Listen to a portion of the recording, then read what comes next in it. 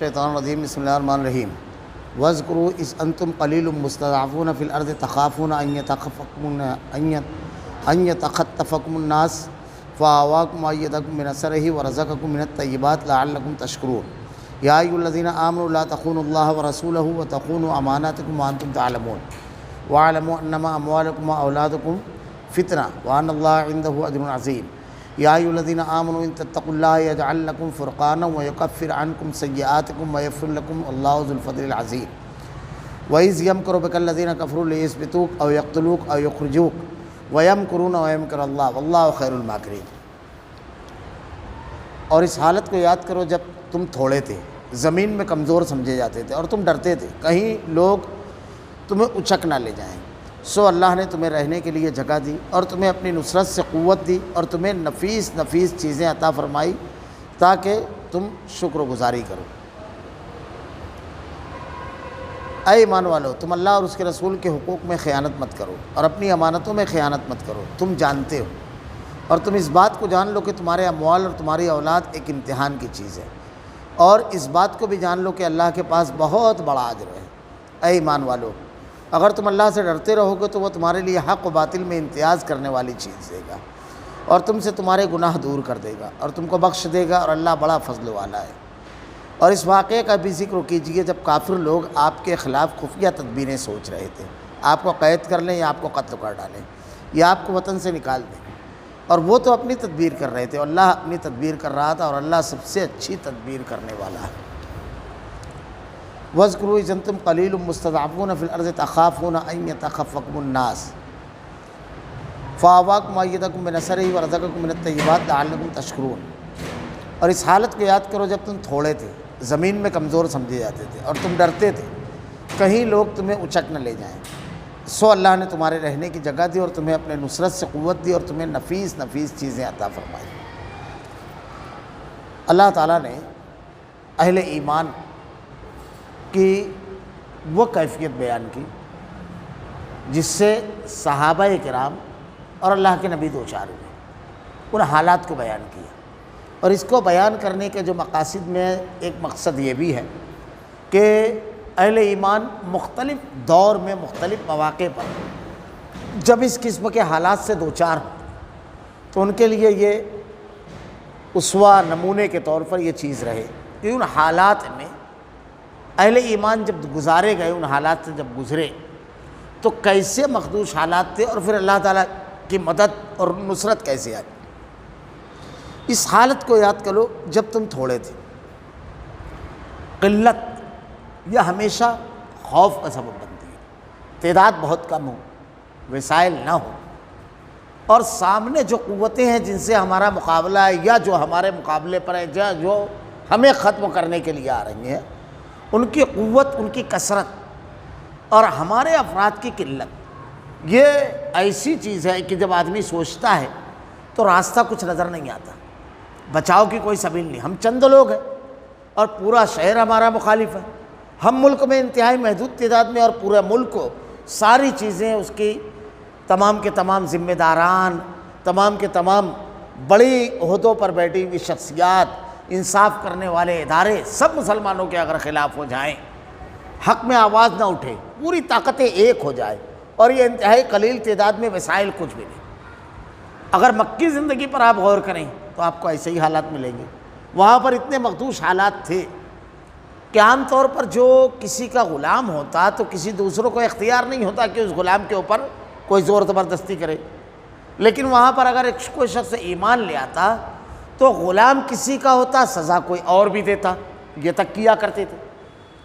اور جب سزائیں دیتے تو ایسا نہیں ہے کہ اظہار ہمدردی کوئی بولے، اظہار ہمدردی کا بول کوئی شخص آ کر کے حمایت کرے، بلکہ ٹھٹھا اڑاتے تھے، مذاق کرتے تھے، اور اس کو بہت صحیح سمجھتے تھے، اور اس کے ذریعے سمجھتے تھے کہ ہم اپنے دین کی خدمت اور اپنی دین کو بچانے کی کوشش کر رہے ہیں، اور یہ لوگ جو دین سے باہر ہو گئے ہیں، اپنے آبائی دین سے، ان لوگوں کو روکنا اور ختم کرنا ہماری ذمہ داری ہے۔ اس کے لیے ساری توانائی لگائی، حتیٰ کہ قتل تک کیا۔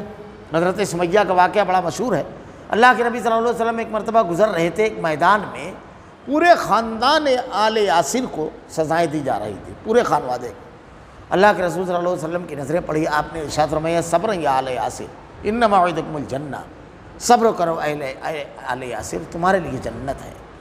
یہ واقعہ بھی ہے کہ صحابہ کرام اللہ کے نبی کے پاس آئے کہ اللہ تعالیٰ کی مدد کب آئے گی؟ اما حسبتم ان تدخلوا الجنہ ولما یأتکم مثل الذین خلوا من قبلکم مستهم البأساء والضراء وزلزلوا حتى يقول الرسول والذین آمنوا معه متى نصر اللہ الا ان نصر اللہ قریب۔ کیا تم یہ سمجھتے ہو کہ جنت میں یوں ہی چلے جاؤ گے؟ تم سے پہلے کے لوگ آزمائے گئے حتیٰ کہ بھنبوڑ دیے گئے۔ اللہ کے نبی نے ارشاد فرمایا ان کے جسموں میں لوہے کی کنگیاں چلائی گئی جس سے ان کا گوشت تو اتر گیا، ہڈی باقی رہی۔ کتنی اذیتناک سزا تھی، اس سے وہ دو چار ہوئے، حتیٰ کہ رسول اور اہل ایمان کہنے لگے کہ اللہ کی مدد کری کب آئے گی؟ اللہ نے ارشاد فرمایا متى نصر اللہ الا ان نصر اللہ قریب، سنو اللہ کی مدد قریب ہے۔ تو اللہ تعالیٰ نے اہل ایمان کے ان حالات کو جس میں حضرت بلال حبشی کو تپتی ہوئی ریت میں لٹا دینا ہے، حضرت خباب کو آگ پر لٹا دینا ہے، حضرت عثمان ذوالنورین کو چٹائی میں لپیٹ کر دھونی دینا ہے، زنیرہ نادیہ ام عبیس کی لونڈیاں تھیں، ان کو ڈبکیاں دینا پانی میں۔ کھال اگر کسی جانور کے نکلے تو اس کو سختی سے لپیٹ کر دھوپ میں رکھ دیتے تھے تاکہ وہ سخت ہو، اور جیسے جیسے وہ سخت ہوتی تھی سوکھتی تھی، بدن کو دباتی تھی، سکیڑتی تھی، اور اس پہ ان کو لوگوں کو مزہ آتا تھا۔ ایسی بے شمار اذیتیں تھیں، اور ہر وقت تو دھڑکا لگا رہتا تھا کب کس کے ساتھ کیا کر لیں میں کوئی معاملہ۔ حضرت سمیہ کی شہادت ہوئی، آپ کا بدلہ لینے، آپ کے لیے انصاف دلانے، آپ کے لیے آواز اٹھانے والا کوئی نہیں تھا۔ اور مکہ کا سرداروں میں بڑا سردار، اس امت کا فرعون ابو جہل تھا، اس جرم کا مجرم۔ تو اللہ نے کہا اس حالت کو یاد کرو جب تم زمین میں تھوڑے تھے اور کمزور سمجھے جاتے تھے۔ اہل ایمان جب بھی تھوڑے رہیں اور کمزور سمجھے جائیں ان کے لیے بہت بڑی تسلی کا سامان ہے۔ بہت زیادہ مخدوش حالات سے صحابہ کرام گزرے، لیکن یہاں پر یہ چیز کہ ہماری تاریخ بتائی جا رہی ہے، لیکن تاریخ میں جو کردار ہے یعنی صحابہ کرام کا، انتہائی قلیل تعداد میں انتہائی تھوڑے مظالم کی چکی میں پیسے جا رہے تھے، لیکن اللہ کے دین پر عمل اور اللہ کے دین کا دعوت کا سلسلہ انہوں نے کبھی نہیں روکا، کبھی نہیں روکا۔ اتنی شدید مخالفت کے باوجود چھپ کر کے دار ارقم میں اللہ کے نبی صلی اللہ علیہ وسلم کے ساتھ عبادت کیا کرتے تھے۔ ابھی تو وہ حالات بھی نہیں ہیں، چھپ کر کے عبادت کرنا معاملہ نہیں ہے۔ آدمی عبادت کر سکتا ہے، اپنی بات کو پیش کر سکتا ہے، اپنے موقف کو پیش کر سکتا ہے، لوگوں تک کے دین پیش کر سکتا ہے۔ یہ جو ڈھال ہے ان لوگوں کا کردار کیا تھا؟ بہت کمزور تھے، زمین میں کمزور سمجھے جاتے تھے، کوئی ڈر نہیں تھا، اچک لے ہوئے کوئی کچھ کام کر لے ہوئے، کسی کو ڈر اور خوف نہیں تھا۔ ہمارے یہاں دیکھیے قانون کا خوف نہیں ہے کچھ لوگوں کو، جو چاہتے ہیں جب چاہتے ہیں مسلمانوں کو کر لیتے ہیں، صرف وہ کرتے نہیں ہیں ظلم، بلکہ اس کو ویڈیو بنا کر کے وائرل کرتے ہیں تاکہ نفسیاتی اعتبار سے مزید یہ قوم ڈپریشن میں جائے۔ یہ طریقہ ہے، یہ جان بوجھ کر کے کیا جاتا ہے، کوئی خوف نہیں ہے ان کو۔ اگر خوف ہوتا تو ہرگز یہ کام نہیں کرتے۔ ان کو اگر کیفر کردار تک پہنچایا جاتا، کیونکہ مجرم کو اگر سزا دی جاتی ہے تو جرائم ختم ہو جاتے ہیں، جرائم رک جاتے ہیں، اور جب مجرمین کو چھوٹ دی جاتی ہے تو جرائم کا سلسلہ دراز ہوتا ہے۔ اور تم ڈرتے تھے کہ کہیں لوگ تمہیں اچک نہ لے جائیں، یہ خوف تھا۔ جب اتنی کم تعداد ہے، سامنے والوں کے دلوں میں کوئی خوف نہیں ہے، تو یہی ہوگا کہ وہ کچھ بھی کر لے میں آدمی کو ہر وقت تو خوف رہے گا، اپنے مال کا خوف، اپنی جان کا خوف، اپنی آبرو کا خوف، اپنی تمام تجارت کے ضائع ہونے کا، ہر چیز کا خوف رہے گا۔ اس خوف کے ماحول میں جب کہ ہر چیز داؤ پر لگی ہوئی ہے، ایسے ماحول میں دین پر سختی سے عمل، انتہائی مضبوطی کے ساتھ عمل، اور دین کی دعوت و تبلیغ، یہ ایک عمل ساتھ میں جاری ہے صحابہ کرام کا۔ دیکھیے ایسے حالات میں کیسے اللہ کے دین کی دعوت دے رہے ہیں۔ اللہ حضرت ابوبکر صدیق رضی اللہ تعالیٰ عنہ صاحب مال ہے، حضرت 2-3 لوگوں کو آپ نے خرید کر کے آزاد کیا، غلام تھے، زیادہ قیمت دے کر کے خریدا تاکہ یہ اہل ایمان اس اذیت سے بچ جائیں۔ یہ ایک چیز تھی، یہ ایک چیز چپکے سے دین کی دعوت لوگوں تک کے پہنچا رہے ہیں، چپکے اپنا کام کر رہے ہیں، رک نہیں رہے ہیں کام سے۔ بلکہ اگر آپ جو صلح حدیبیہ ہے اس کے بعد کے واقعات دیکھیں تو اس میں شرائط میں ایک شرط یہ طے کی گئی تھی صلح حدیبیہ میں کہ اگر کوئی شخص ایمان لانے کے بعد مدینہ جانا چاہے مکہ سے تو وہ جا نہیں سکتا، لیکن اگر مدینہ سے کوئی شخص مکہ آنا چاہے تو آ سکتا ہے۔ تو ابو جندل جو تھے، ابو بصیر یہ ایمان لے آئے تھے، بیڑیوں میں جکڑے ہوئے اس حالت میں آئے کہ ان کے خون رس رہا تھا اور بڑی مخدوش صورتحال تھی، زخمی تھے۔ اہل ایمان سے آ کر کے کہا کہ اللہ کے بندو میری مدد کرو، دیکھیے میری صورتحال۔ مسلمانوں نے جب دیکھی یہ صورتحال سب جذباتی ہو گئے، اور ہونا بھی چاہیے، کیونکہ اللہ تعالیٰ نے اہل ایمان کے بارے میں کہا انما المؤمنون اخوہ، آپس میں بھائی بھائی ہیں۔ اللہ کے نبی نے کہا کہ انگلی اگر درد کرتی ہے جسم کے حصے کی طرح ہے تو پورا جسم بے چین ہو جاتا ہے۔ مشرکین مکہ نے کہا ابھی معاہدے پر دستخط نہیں ہوئی تھی کہ آپ کو ان کو لوٹانا ہے، یہ غلط تھا ان کا مطالبہ، لیکن اللہ کے رسول صلی اللہ علیہ وسلم نے اس کو تسلیم کیا، کیونکہ اللہ کے نبی صلی اللہ علیہ وسلم جانتے تھے کہ ان کے جانے میں بظاہر تو لوگوں کو یہ نظر میں آ رہا ہے کہ وہاں لے جا کر کے مزید ان کے اوپر تشدد کیا جائے گا، لیکن ایک ایمان والا ان لوگوں کے درمیان جب رہے گا تو اس کے ایمان کی روشنی چنگاری اس کی دعوت اپنا کام کرے گی۔ یہ ظلم کرنے کے لیے لے جا رہے ہیں، لیکن وہاں ایک داعی ہمارا جا رہا ہے جو اتنا مضبوطی سے ڈٹا ہوا ہے اسلام پر، ایمان پر۔ ایسے حالات آپ نے ارشاد فرمایا اللہ تمہارے ساتھ خیر کا معاملہ فرمائے۔ جب یہ لوٹے تو تاریخ کی کتابیں، سیرت کی کتابیں پڑھیے، جو شخص ان کو گرفتار کیا گیا، جو ان کے پہرے پر رہتا اس کو دین کی دعوت دیتے، اس کو سمجھاتے، وہ قبول کر لیتا، اس کو گرفتار کر لیتے۔ بہت کم مدت میں 10 لوگوں کی تعداد ہو گئی، اور پھر اس میں سے انہی میں سے ایک جو تھے وہ نکل کر کے مدینہ اور مکہ کے شہرائی راستہ، جو شہرہ تھا، جو کارواں گزرنے کا راستہ، وہاں جا کر کے انہوں نے ڈیرا ڈالا اور اہل ایمان وہاں جمع ہونے لگے۔ اور وہ مشرکین مکہ جنہوں نے مسلمانوں کا جان مال ہر چیز پر حملہ آور تھے، وہ ان کے مالوں کو لوٹا تھا، صحابہ اکرام کو بدن کے کپڑے پر ہجرت نے مجبور کیا تھا، ان کے مالوں پر پھر انہوں نے حملہ کرنا شروع کیا۔ مشرکین حیران ہو گئے، دو طرفہ نقصان، ایک تو یہ کہ جو لوگ ان کے قریب گئے انہوں نے دعوت کو قبول کیا، یعنی ان کے یہاں رہنے پر کوئی نقصان نہیں ہوا، یعنی یہ قتل نہیں ہوئے، اللہ تعالیٰ نے ان کی حفاظت فرمائی، زندگی رکھی، الٹا یہ نقصان ہوا کہ ان کے بہت سارے افراد دعوت کی بنیاد پر دین کو قبول کر کے اسلام قبول کر لیا۔ یہاں پر ایک بہت بڑا سبق ہے، جب ہم انتہائی محتاطی میں ہوں، انتہائی مجبور ہوں، سارے وسائل ہمارے خلاف ہے، حکومت ہمارے خلاف ہے، طاقتیں ہمارے خلاف ہے، تو اس وقت بھی ایک میدان ایسا ہے جہاں ہم کو کام کرنا ہے، اور اس میدان میں باطل کبھی اہل ایمان کے سامنے کھڑا نہیں ہو پایا، اور وہ میدان ہے دعوت اللہ کا۔ ان کے ذمہ داران، ان کے عہدے پہ بیٹھے افراد، اگر ان تک کہ ہم دعوت پہنچائیں اور اللہ تعالیٰ ان کو ہدایت دے گا تو ہم تو نہیں بیٹھا سکتے، لیکن وہ بیٹھا ہوا شخص ہدایت یافتہ ہو جائے گا۔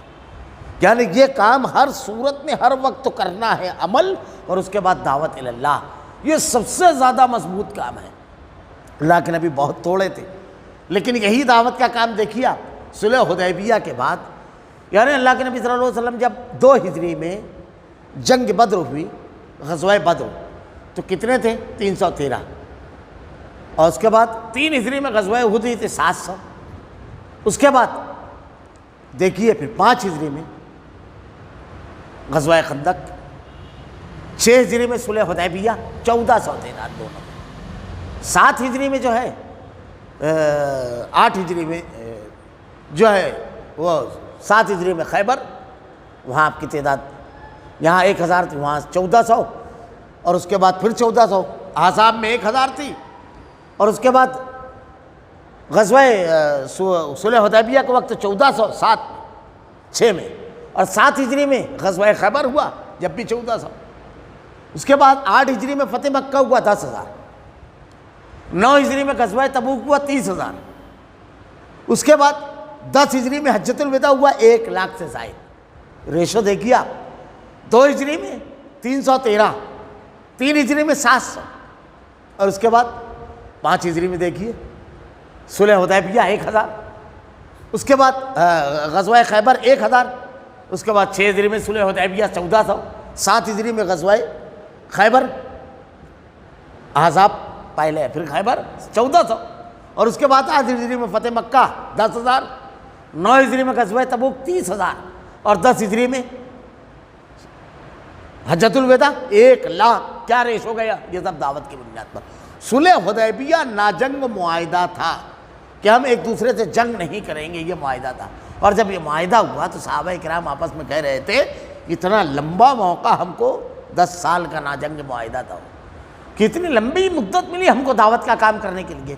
ہم آج دنیا میں جو حالات سے مسلمان گزر رہے ہیں، ہندوستان میں ہم جن حالات سے گزر رہے ہیں، ان حالات سے لڑنے کے لیے بہترین نسخہ ہے یہ ہمارے پاس کہ ہمارا مخالف غلط فہمی کی بنیاد پر، پروپیگنڈے کی بنیاد پر، نہ جاننے کی بنیاد پر، دین کی خوبیوں سے نا آشنائی کی بنیاد پر آج ہمارے خلاف کھڑا ہے. کل اسی کے سامنے جب اس چیز کو پیش کیا جائے گا صحیح ڈھنگ سے تو کیا ہوگا؟ تاریخ نے بتایا کہ حضرت عمر رضی اللہ تعالیٰ عنہ تلوار لے کر نکلے تھے، لیکن دار ارقم میں جب ایمان قبول کیا تو اہل ایمان کی حمایت اور اہل ایمان کی حفاظت، ایک صف میں حضرت عمر اور ایک صف میں حضرت امیر حمزہ، 40ویں مسلمان تھے، 20 لوگوں کی صف تھی. پہلی اعلانیہ عبادت مکہ میں کعبۃ اللہ میں حضرت عمر رضی اللہ تعالیٰ عنہ کے قبول اسلام کے بعد ہوئی. یہ اللہ تعالیٰ کرے گا. مخالف قوتیں جو ہے انتہائی بڑی قوتیں، اللہ تعالیٰ انہیں ہدایت دے گا اگر ہم دین کا کام کریں گے اور وہی دین کی خدمت کریں گے. وہ خالد بن ولید رضی اللہ تعالیٰ عنہ جنہوں نے غزوہ احد میں درے سے حملہ کیا اور 70 صحابہ اس میں شہید ہوئے، وہ خالد بن ولید رضی اللہ تعالیٰ عنہ. جب اللہ نے ان کو ہدایت دی، اہل ایمان نے ان کے اوپر محنت کی. جب ہدایت دی، آپ دیکھیے کیسی محنت ہوئی. اللہ کے نبی صلی اللہ علیہ وسلم نے حضرت ام میمونہ سے نکاح کیا. ان کی 8 بہنیں تھیں اور 8 بہنیں مختلف قبیلے کے سرداروں کے پاس تھی، اور حضرت خالد بن ولید رضی اللہ تعالیٰ عنہ کی یہ رشتے سے خالہ تھی اور انہی کے گھر پرورش پائے تھے. ان سے نکاح کیا، انہوں نے سمجھایا حضرت خالد بن ولید کی رضی اللہ تعالیٰ عنہ کو. دوسرے لوگوں نے بھی کام کیا. جب ایمان لائے تو انسانی تاریخ ایسا سپہ سالار نہیں پیش کر سکی. ان کی قربانیاں دیکھی. تو ایک پہلو تو یہ ہوتا ہے، لیکن اللہ تعالیٰ دعوت کے راستے سے وہی لوگ جو بڑے شدید مخالف ہوتے ہیں ان کو بہت بڑا حمایتی بنا دیتا ہے، کیونکہ ان کے اندر اپنے کاس کی غیرت و حمیت بہت زیادہ ہوتی ہے. وہ اسلام کی آ جاتی ہے، اللہ تعالیٰ ڈال دیتا ہے. تو اللہ نے کہا تم ڈرتے تھے کہیں تمہیں اچک نہ لے، سو اللہ نے تمہیں رہنے کی جگہ دی اور تمہیں نصرت سے، اپنی نصرت سے قوت دی. کیا کیا دیا؟ زمین تنگ کی انہوں نے، اللہ تعالیٰ نے زمین کیسے دی؟ ہجرت کا حکم دیا. مکہ کی گلیاں تنگ تھی، مکہ میں ہر چیز، تجارت، کاروبار، گفتگو، رشتے سب مخدوش تھے. مدینہ میں ہجرت کی. اب ہجرت جب کی تو کیسا مدینہ؟ یہاں اپنے مخالف، اپنے قتل کرنے کے لیے در پہ جو ایمان لاتا اس کے گھر والے ہی اس کو اذیت ناک سزا دیتے تھے. لیکن جب مدینہ گئے تو مدینہ کے انصار کیسا بھائی چارہ کیا صحابہ کرام سے کہ انہوں نے اپنا مال، ہر چیز آدھی آدھی اپنے بھائیوں کو دی. ایسی بھائی چارہ اور ایسی محبت جن سے کوئی خونی رشتہ نہیں، کوئی وطن کا رشتہ نہیں، کسی کا نہیں، صرف عقیدے کی رشتے کی بنیاد پر ایسی مثال نہیں پیش کر سکتے. یہاں دشمنوں کے نرگوں میں اور وہاں ایسے محبت کرنے والوں کے نرگے میں کہ سارے مال کو سامنے رکھ کر کے آدھا. یہ اللہ کی مدد، دلوں کو بدلنے والی ذات اللہ کی ہے. ایسے محبت کرنے والے جانثار. غزوہ بدر میں اللہ کے نبی صلی اللہ علیہ وسلم صحابہ کی طرف دیکھ رہے ہیں، انصار کی طرف، کیونکہ ان سے معاہدہ تھا کہ مدینہ میں کوئی اگر حملہ کرے گا تو ہم جنگ کریں گے. اور یہ اچانک ہوا یہ غزوہ. آپ قافلے کے لیے نکلے تھے، حضرت سعد کے جواب پڑھیے. آپ نے کیا ارشاد فرمایا تھا؟ کیا اللہ کے نبی، ہم جنگ کے بیٹے ہیں. میدان جنگ میں آپ کی آنکھیں ٹھنڈی ہو جائے، وہ جوہر دکھائیں گے انشاءاللہ. اور اللہ کے نبی، آپ کو جو قدم اٹھانا ہے بلا جھجک اٹھائیں گے. اگر آپ ہمیں ٹھانٹے مارتے ہوئے دریا میں چھلانگ لگانے کے کہیں، بر کے گنبات تک لے کر جائیں تو آپ کے پیچھے جائیں گے اللہ کے رسول. اور اللہ کے رسول، ہم جنگ کے بیٹے ہیں، ہم نے آپ کے ہاتھ پر بیعت کیا ہے اپنے بچوں کے غلام بنا لینے، اپنی بیویوں کو لونڈی بنانے، اور ہمارے جانور دوسروں کی چراگاہ میں چریں گے، اور پورا جزیرۃ العرب ایک تلوار سے ہمارے اوپر، سیدھی تلوار سے حملہ کرے گا. یہ سوچ کر ہر چیز قربان کرنے کے جذبے سے کیسے لوگوں کو اللہ نے دیا. یہاں سب ختم کرنے والے، دیکھیے مکہ میں سب ختم کرنے والے لوگ مشرکین مکہ، اور یہاں سب اللہ کے دین کے لیے قربان کرنے والے لوگ. یہ اللہ کی نصرت ایسے آتی ہے، اللہ کی نصرت. اور اس کے بعد دوسری چیز کیا کہا کہ اللہ کے رسول ایک چھپر بنا دیا کہ اگر جنگ میں وہ معاملہ ہو، یعنی فتح ہو، آپ کی آنکھیں ٹھنڈی ہو جائیں تو بہت اچھی بات ہے. ورنہ اگر معاملہ اس کے خلاف ہو تو اللہ کے رسول یہ تیز رفتار سواری رکھی ہے، اب فوراً یہاں سے نکل کر مدینہ چلے جانا. اب دیکھیے ان کا اپنے بھائیوں کے بارے میں کیا خیال، کیسے صاف دل لوگ تھے صحابہ کرام. کہتے ہیں کہ اللہ کے نبی، ہمارے جو ساتھی نہیں آ سکے ان کو معلوم نہیں تھا کہ غزوہ ہونے والا ہے، ورنہ وہ جانثاری میں، وہ اسلام کے لیے قربانی دینے میں، وہ اسلام کے لیے آگے بڑھنے میں ہم سے پیچھے نہیں ہیں، وہ آپ کی حفاظت کریں گے۔ یہ اپنے بھائیوں کے لیے جذبہ، ایسا نہیں کہ میں آ گیا تو اب آنا چاہیے نا، ہو سکتا تھا یہ سب، یہ الزام کسی نے نہیں دیا۔ یہ ایمان جب رہتا ہے تو اپنے بھائیوں کے لیے کیسے بھائی دیے، تو اللہ نے کہا کہ اللہ نے تمہیں رہنے کی جگہ دی، صرف زمین پر نہیں دلوں میں رہنے کی جگہ دے دی۔ یہ تو زمین تنگ کر رہے تھے، یہ اللہ کی نصرت ایسے آتی ہے۔ دوسری چیز، اور تمہیں اپنی نصرت سے قوت دی۔ یہاں چند لوگ تھے، مدینہ اللہ کے نبی صلی اللہ علیہ وسلم نے ہجرت کی تو ہجرت سے پہلے مدینہ کے ہر گھر میں اسلام پہنچ گیا تھا۔ مصعب بن عمیر رضی اللہ تعالیٰ عنہ، جن کو مقری بھی کہا جاتا ہے، بڑے زبردست گفتگو کا انداز تھا آپ کا، دعوت بڑے زبردست انداز میں پہنچاتے۔ ایک واقعہ ان کا انشاءاللہ میں اس کی تفصیلات بیان کروں گا کسی مقام پر۔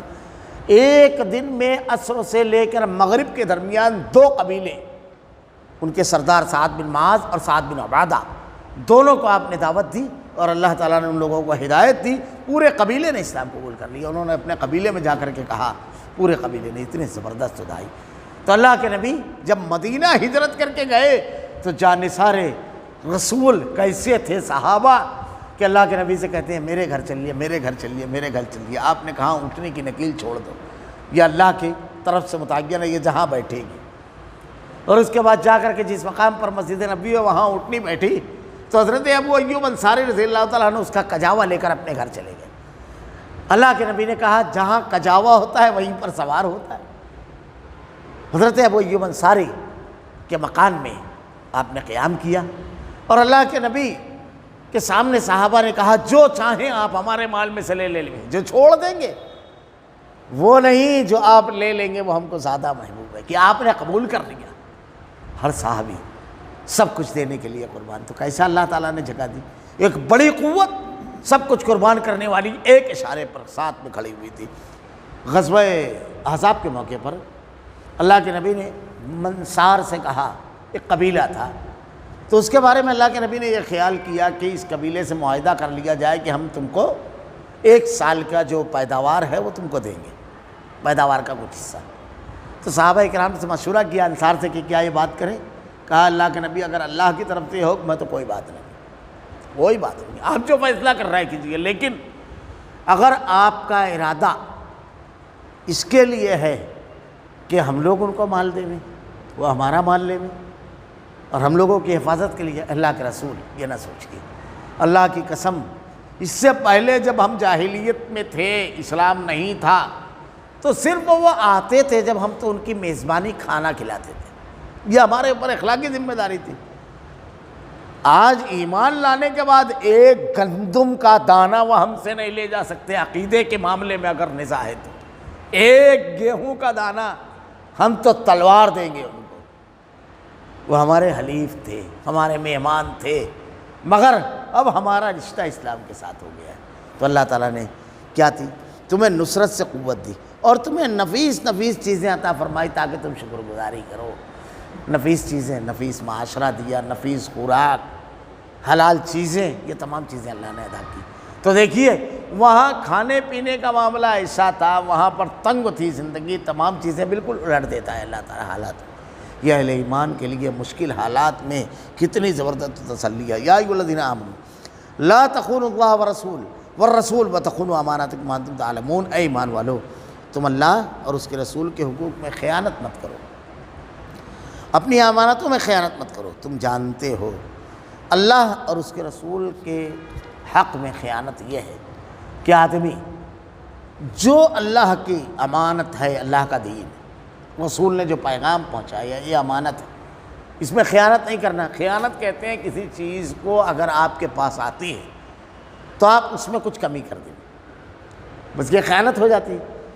ایک اور چیز یہ کہ آپ کو جو امانت دی گئی ہے اس میں کسی بھی قسم کا تغیر اور تبدیلی، کمی زیادتی، یہ امانت نہیں مانی جائے گی، یہ خیانت ہے، جیسی ہے من وعن ویسے ہی۔ تو اللہ اور اس کے رسول کے ساتھ خیانت یہ ہے کہ آدمی جلوت میں لوگوں کے درمیان جب رہے تو قرآن و حدیث پر عمل کرتا رہے، لیکن جب تنہائی میں رہے تو قرآن و حدیث کو فراموش کر دے، یہ خیانت ہو کہ اس کی جلوت الگ ہے، مجلس الگ ہے، تنہائی الگ ہے۔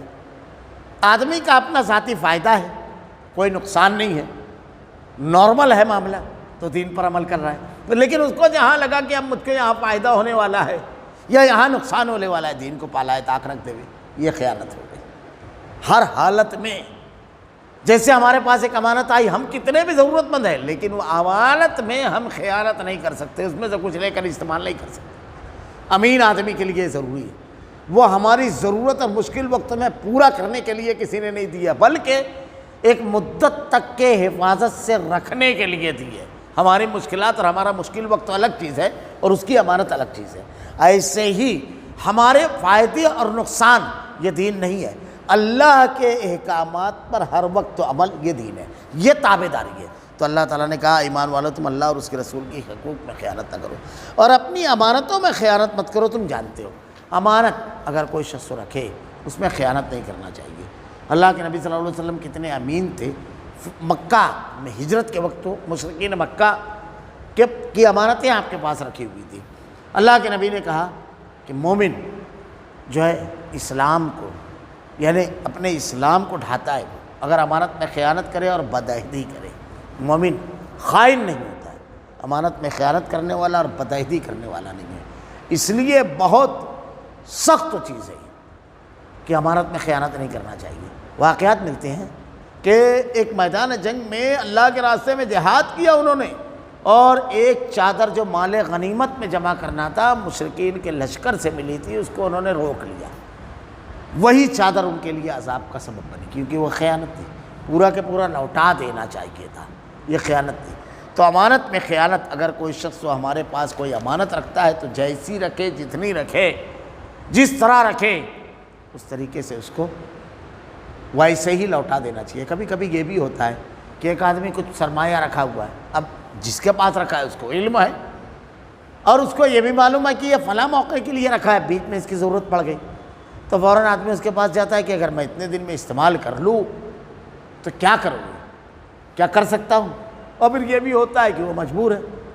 اب نہ بولے تو تعلقات کشیدہ ہوں، کیونکہ اس کا تو پیسہ رکھا ہوا ہے، اس کے علموں میں ہے۔ یہ ایک عجیب قسم کا اخلاقی دباؤ، یہ نہیں ہونا چاہیے، یہ درست چیز نہیں ہے۔ آپ کی مجبوری اور آپ کے حالات اگر اس کے علموں میں، اور وہ خود آپ سے آ کر کے کہتا ہے کہ تم ابھی اپنا موقع ہے، اپنا وقت تو نکال لو اور یہ پیسے میں اور اس کو اس تاریخ تک کے لوٹا دینا، تو یہ ایک الگ مسئلہ ہے، لیکن ایسی صورت میں یہ بھی درست چیز نہیں ہے۔ اس نے امانت رکھی ہے، آپ صرف اس کو اس مقام پر رکھیے، جیسے میں نے تھوڑا پہلے کہا، آپ کی ضرورت اور تقاضے الگ چیز ہے، امانت الگ ہے۔ اللہ تعالیٰ تم سے سوال کرے گا۔ وَاعْلَمُوا أَنَّمَا أَمْوَالُكُمْ وَأَوْلَادُكُمْ فِتْنَةٌ وَأَنَّ اللَّهَ عِندَهُ أَجْرٌ عَظِيمٌ۔ تم اس بات کو جان لو، تمہارے اموال اور تمہاری اولاد ایک امتحان کی چیز ہے۔ مال بہت بڑی آزمائش ہے اللہ کی طرف سے۔ آزمائش کیسے ہے؟ دو تین حیثیت سے۔ پہلی چیز یہ کہ آپ کماتے کیسے، آپ کیسے کے مال حاصل کر رہے ہو، جائز طریقے سے کر رہے ہو یا ناجائز طریقے سے۔ اب چھوٹی سے لے کر بڑی جگہ تک کے یہ چیز ہو جاتی ہے۔ کبھی کبھی آدمی سمجھتا ہے کہ بڑی جگہ پر صرف وہی ہوتی ہے۔ کبھی کبھی ایک آدمی، ابھی پچھلے دنوں کچھ لوگوں نے اس کا تجربہ بھی کیا، آدمی کے ہاتھ میں جتنا اختیار، اتنے اختیار میں اس نے اگر ناجائز طریقے سے حاصل کیا، ختم ہو گئی بات۔ ایک سائیکل والے کے پاس گئے، بالکل نئی سائیکل دی، نیا ٹائر ٹیوب، تھوڑی دیر کے بعد کہے تو کہتا ہے کہ وہ پنچر تھا۔ آپ نے کوئی مشینری لے کر گئے کسی الیکٹرانک کے پاس، آپ کو اس کو معلوم ہے کہ اس میں کیا لگنے والا ہے، 5 روپے کی بھی چیز نہیں لگ رہی ہے، اس کو صرف سیدھا کر لینا ہے، کچھ وائرنگ وغیرہ کا معاملہ ہے، لیکن آپ کو بتا دیا فلاں چیز اڑ گئی ہے، یہ تو 70 روپے کی ملے گی، اور اس کا چارج لگے گا 30 روپیہ، 100 روپیہ لگے گا، حالانکہ اس کو کچھ نہیں لگنا ہے۔ یہ ہے بےایمانی، یہ ہے بےایمانی۔ ایک آدمی لوم چلا رہا ہے، اب میٹر کے لیے اس نے ڈوری کھینچ کر کے لگا دی، یہ بھی بےایمانی ہے۔ ایک آدمی ہے، اس کا کارخانہ ہے، بلا وجہ فائن کاٹ رہا ہے وہ اپنے ملازموں سے، محنت کر رہا ہے، پورا محنتانہ نہیں دینا ہے، یہ بھی خیر اسی میں آ گیا، بےایمانی میں آ گیا۔ معمولی چیزیں، جہاں پر آدمی کو اختیار ہے وہاں پر اس نے جہاں غلط کیا۔ ایک آدمی ہے، گاہک ہے، کچھ خرید رہا ہے، سامنے والا چوک گیا حساب کرنے میں، پیسہ لینے میں چوک گیا، ڈنڈی اس نے زیادہ دے دی، 2 کلو دیا اور 1 کلو کا حساب لے لیا، بس یہ بےایمانی کر لیا۔ یہ سب چیزیں ایک آدمی آپ سے خرید رہا ہے، آپ نے ڈنڈی مار لی، یہ سب چیزیں اس میں داخل ہیں۔ پارٹنرشپ کر رہے ہیں، حساب کتاب غلط بتا رہے ہیں، ترکے کی تقسیم میں بہت ساری چیزیں چپکے سے چھپا لی۔ تو مال بہت بڑا فتنہ ہے، یہ آزمائش ہے ہمارے لیے، بالکل صاف شفاف اور ایمانداری کے ساتھ۔ یہاں پر اگر ایک جذبہ رہتا ہے کہ اللہ تعالیٰ کے یہاں ہم کو جواب دینا ہے، تو سمجھ لیجئے کہ آدمی کامیاب ہوتا ہے۔ اولاد کے معاملے میں فتنہ کیسے ہے؟ اولاد کو کمانے، اولاد کی تربیت دینے، اولاد کی رہائش، اولاد کو اچھا کاروبار دینے کے لیے کبھی کبھی آدمی حلال و حرام سب کو فراموش کر جاتا ہے۔ ایک اور چیز ہے، اولاد آزمائش اس لیے بھی ہے کہ ہم اس کی دنیا بنانے میں بڑی کوشش کرتے ہیں کہ تعلیم رہے، کاروبار رہے، تاکہ وہ پیٹ بھر سکے اپنا بیوی بچوں کا، لیکن اس کی آخرت کے لیے ہم کتنی کوشش کرتے ہیں کہ وہ آخرت میں بھی کامیاب ہو۔ یہ بھی آزمائش ہے۔ ہم نے اگر اس کو عقیدہ نہیں دیا، دین نہیں دیا، نماز کی پابندی نہیں کروائی، اس سے دین پر عمل نہیں کروایا، تو اس کے لیے بھی تباہی اور ہمارے لیے بھی۔ یہ اللہ کی امانت ہے اولاد ہمارے پاس، اور اللہ تعالیٰ نے کہا یا ایھا الذین آمنوا قوا انفسکم وأہلیکم نارا، اے ایمان والو اپنے اہل و عیال کو جہنم کی آگ سے بچاؤ۔ اپنی بیوی کی تمام ضرورتوں کو پورا کر رہے ہیں، تمام ضرورتوں کو، اپنی ضرورتوں کو اس سے پورا کروا رہے ہیں۔ رات میں اگر سر میں درد ہے تو اس کو اٹھا کر کے تکلیف دے رہے ہیں، سر دبا۔ وہ خود بھی شوہر سے اتنی محبت کرتی ہے کہ رات کی نیند قربان کر دی، لیکن کبھی مالک حقیقی کے لیے بھی ہم نے یہ کروایا۔ اللہ کے نبی نے کہا بہترین شوہر اور بہترین بیوی وہ ہے جو پانی کا چھینٹا مار کر کے رات کی عبادت کے لیے شوہر بیوی کو اٹھائے، بیوی شوہر کو اٹھائے۔ کبھی یہ بھی کیا، اس کو 5 وقتہ نمازی بنایا۔ وہ بچوں کی بیماری اور کسی اور معاملے میں جھاڑ پھونک تو نہیں کروا رہی ہے، عقیدے کی تباہی تو نہیں کر رہی ہے، تعویذ گنڈے لٹکا دی، شرک ہے، کھلا کفر ہے، ان الرقا والتمائم والتولت الشرک، یہ سب تو نہیں کر رہی ہے۔ بڑی ضروری چیز ہے۔ وہ رشتے تو نہیں کاٹ رہی ہے، اپنی اولاد کی تربیت میں وہ کیا کر رہی ہے؟ جہنم کی آگ سے بچانا ہماری ذمہ داری ہے۔ جیسے دنیا کے اندر ہم چاہتے ہیں کہ بہتر مکان میں وہ رہے، اچھا کھانا وہ کھائے، اچھی چیزیں ہم اس کو مہیا کریں، تو آخرت میں بھی اللہ تعالیٰ کامیاب کرے اور ہم اپنے اہل و عیال کے ساتھ آخرت میں رہیں۔ اللہ کے نبی نے ارشاد فرمایا آدمی کو اپنے اہل و عیال میں جو اس کے اہل ہیں، اگر جنتی رہیں گے تو سب جنت میں مل جائیں گے، تو ہم اس کی کوشش کریں۔ یہ آزمائش اور فتنہ ہے، اب یہ ہمارے سامنے آئیں گے۔ ہم نے دین کو بالائے طاق رکھ دیا، ہم فیل ہو گئے۔ دونوں چیزیں بتائی گئی ہیں، ہم کامیاب ہو جائیں گے۔ یا ایھا الذین آمنوا اتقوا اللہ یجعل لکم فرقانا ویکفر عنکم سیئاتکم ویغفر لکم اللہ ذو الفضل العظیم۔ دیکھیے پیچھے سے جو آ رہا ہے، اللہ تعالیٰ نے کتنی زبردست بات کہی۔ اے ایمان والو، اگر تم اللہ سے ڈرتے رہو گے تو تمہارے لیے حق اور باطل میں امتیاز کرنے والی چیز دے گا، اور تم سے تمہارے گناہ دور کر دے گا اور تم کو بخش دے گا، اور اللہ بڑے فضل والا ہے۔ یہ دیکھیے اللہ تعالیٰ نے مشکل حالات سے نکال کر کے نصرت کی، کیونکہ پوری سبب بتا دیا۔ حقوق عطائی کی، خیانت نہیں کرنا ہے، مال اور اولاد فتنہ نہ بنے۔ ان تمام چیزوں کے احکامات کے بعد یہ چیز کہ اس پر عمل آسان کیسے ہوگا؟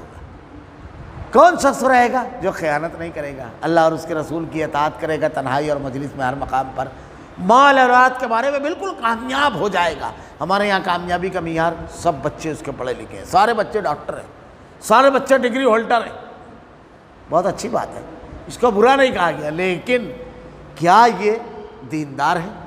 ڈاکٹر ہے تو کٹ لے رہا ہے، ٹیچر ہے تو ڈونیشن کر کے لگا ہے، اور اس کے بعد بچوں کو پڑھانا نہیں پڑھانا اس کا کوئی وہ نہیں ہے، بس ٹیوشن میں کما رہا ہے۔ انجینئر ہے تو بیوقوف بنا رہا ہے، کیا ہے؟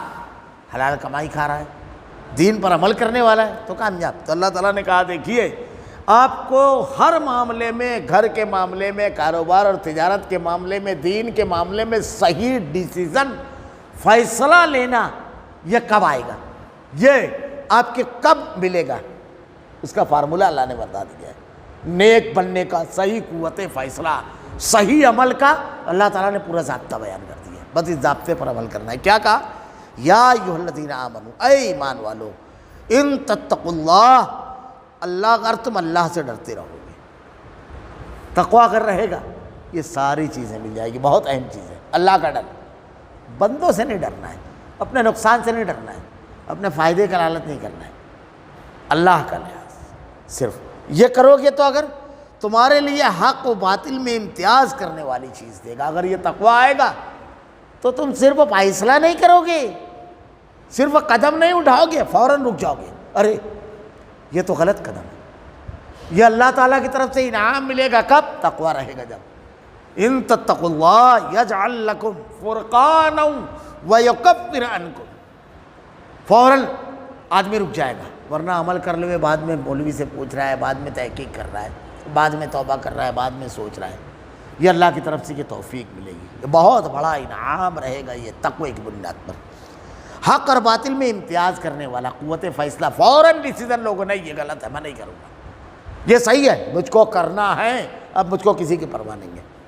یہ جذبہ ہو جائے گا کہ اللہ ناراض نہ ہو، ساری دنیا ناراض ہو جائے کوئی پرواہ نہیں، اللہ راضی رہے، اور ساری دنیا راضی رہے اللہ ناراض ہو، کبھی نہیں ہو سکتا، کبھی نہیں ہو سکتا، پرواہ نہیں ہے مجھ کو۔